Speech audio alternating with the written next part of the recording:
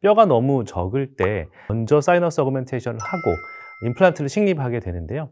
그럴 때 너무 약한 뼈다 혹은 소프트본 이렇게 얘기를 하죠. 그럴 때 여러 선택 기준이 있을 것 같은데요. 오늘 여러분들께 소개해드릴 논문은 소프트본 그리고 이미디에이트 임플란트 이런 곳에 좀 더 특화돼서 개발된 임플란트입니다. TS4 임플란트를 사용했던 임상 결과들을 모아서 저희가 관찰을 했던 건데요.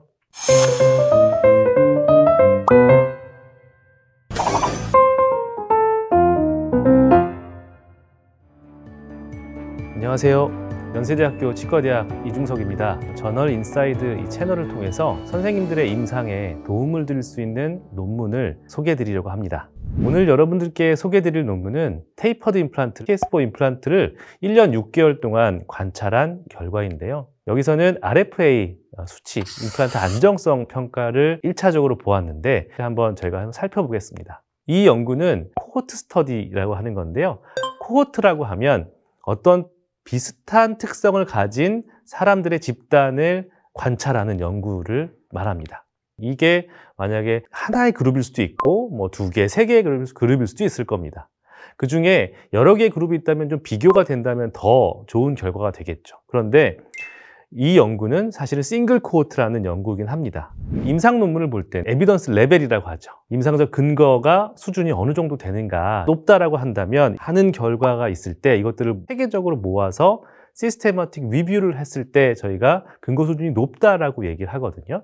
이 근거들을 찾으려면 임상 결과가 많아야 됩니다. 오늘 여기서 말씀드릴 얘기는 에비던스 레벨이 조금 낮은 것으로 생각할 수는 있지만 우리에게는 굉장히 좋은 임상 정보를 줄 수 있습니다. 왜냐하면 임플란트라고 하는 것들은 시행을 했을 때 실패가 얼만큼 있는지 그것을 하고 나서 문제가 무엇인지 좀 더 살펴볼 수 있거든요. 이 연구는 사이너스 어그멘테이션을 한 다음에 임플란트를 식립했는데 TS4 임플란트를 대상으로 수집을 한 임상 결과입니다. 더 많은 사람들이 사용하는 TS3와 TS4를 비교해 본다면 좀 다른 점이 있습니다. TS4는 일단 더 잘록한 웨지형의 타입이죠. 안쪽에 있는 바디의 형태가 굉장히 에이펙스로 내려갈수록 좁아지고 또 하나가 이 피치라고 하는 스레드가 더 큰 형태를 가지고 있습니다. 그만큼 임플란트가 들어갈 때 이 스레드가 굉장히 길기 때문에 좀 더 고정을 더 많이 얻을 수 있다. TS4는 기본적으로 저희가 언더 드릴링이라고 하죠. 기본적인 프로토콜 자체가 만약 5mm를 씹는다고 하면 4.5mm에 맞는 드릴링까지 하고 임플란트 식립하게 되어 있습니다. 그리고 거기에 맞춰서 바디 형태가 만들어져 있고 이 깊은 트레드에 의해서 고정을 얻게 되는 그런 타입의 임플란트죠. 그래서 만들어진 것 자체가 소프트본 그리고 이미디에이트 임플란트 이런 곳에 좀 더 특화돼서 개발된 임플란트입니다. 사실 그런데 아주 약한 뼈에서 임플란트를 넣을 때 드릴을 좀 적게 해서 더 빡빡하게 넣는다고 한다면 TS3가 오히려 더 좋을 수도 있습니다. 그거는 식립하는 사람들마다 다 다를 수 있는데요. 그래서 측방 상악동 거상술을 시행한 소프트본에 식립한 TS4 임플란트의 안정성을 한번 1년 6개월 동안 관찰해 보자 했던 거죠. 총 24명의 환자에서 55개의 임플란트가 관찰이 됐습니다. 논문에 보면 임상 연구가 어떻게 진행되는지를 말해주고 있는데요. 1년 6개월에 관찰을 했다라고 하는 건 임플란트 식립 기준으로 1년 6개월을 관찰을 했고 프로토콜을 살펴보면 사이너스 어그멘테이션 하고 6개월 기다리고 임플란트 심고요. 임플란트 심고 6개월 후에 보철을 진행을 합니다. 그래서 임플란트 식립 후에 RFA, ISQ라고 불리죠. 임플란트 안정성 평가를 한 타임 포인트는 수술을 하자마자 그리고 2주 후에 그 다음에 한 달 후, 2달 후, 3달 후, 4달 후, 5달, 6달 그리고 1년 6개월 후입니다. 저희가 보철까지 얹어놓고 그 다음에 1년간을 관찰을 한 거죠. 총 데이터들을 보면 총 24명의 환자였는데 남녀의 성비는 같았습니다. 똑같았고요. 그리고 분포도를 보면 어금니 부위가 41개, 그리고 작은 어금니 부위가 14개가 있었습니다.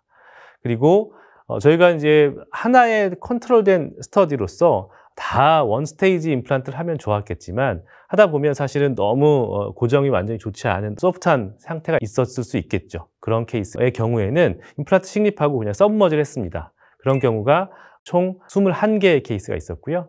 나머지 34개의 케이스에서는 원스테이지로 이제 힐링 어버트먼트를 연결하고 RFA 값을 측정을 했습니다.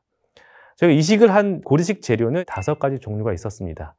이종골 재료가 있었고요. 이종골 재료가 소에서 유래된 거 15사이트가 있었고요. 그리고 돼지뼈에서 유래된 것들은 2개의 케이스가 있었습니다. 나머지는 합성골이 사용이 됐는데 합성골을 사용한 것 중에 총 10케이스 중에 5케이스는 BMP가 사용된 케이스였습니다. 이 연구에서 무엇을 봤냐면 임플란트가 얼만큼 살아남는지 서바이벌 레이트를 보았고요. 그 다음에 석세스 레이트라고 해서 뼈 소실 자체가 거의 없는 그런 완벽한 상태를 석세스 레이트라고 합니다. 그것도 같이 보았습니다.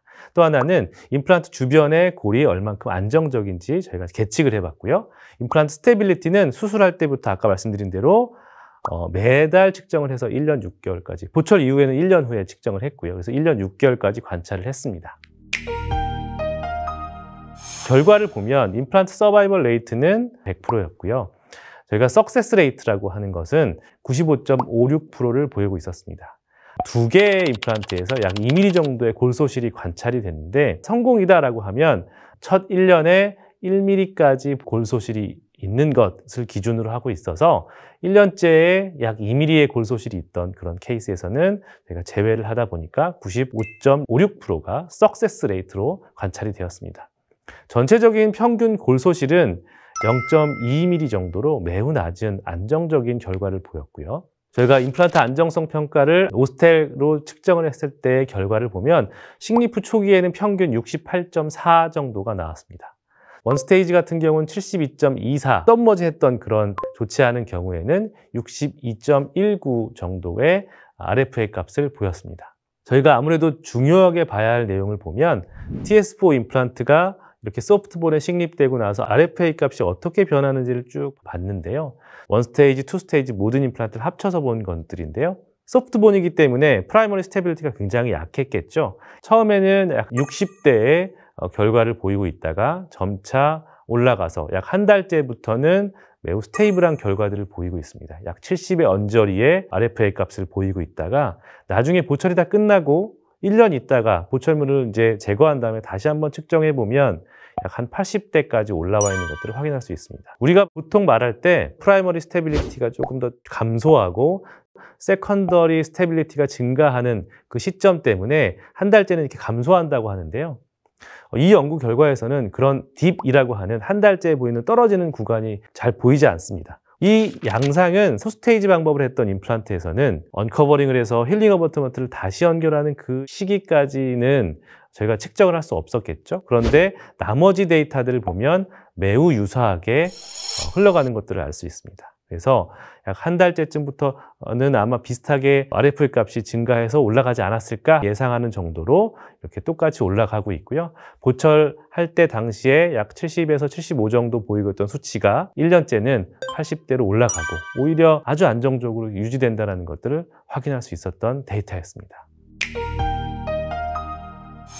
이 연구 결과에서는 상악동 이식술을 하고 소프트본이라고 불리는 그런 곳에 웨지형 타입의 임플란트를 식립했을 때 좋은 이니셜 스테빌리티를 얻을 수 있다는 결과를 같이 확인할 수 있었던 것 같고요. 보철 후 1년간 그리고 임플란트 식립 후부터는 1년 6개월간 관찰했을 때 어느 정도 긴 기간 동안 아주 안정적인 결과를 도출했다라고 하는 결과를 같이 확인할 수 있었습니다. 오늘 이 연구가 매우 작은 샘플에서 보여진 거기 때문에 이것들이 모든 케이스에서 다 똑같다라고 할 수는 없을 겁니다. 사실 모든 임상 연구가 그렇죠. 그러나 적지만 이 적은 샘플에서도 좋은 임상 결과가 이 상악동 거상수루의 약한 골질을 다루는 여러분들의 임상에서 작은 도움이 되었길 바라면서 오늘 저널 인사이드 논문 소개를 마치려고 합니다. 감사합니다.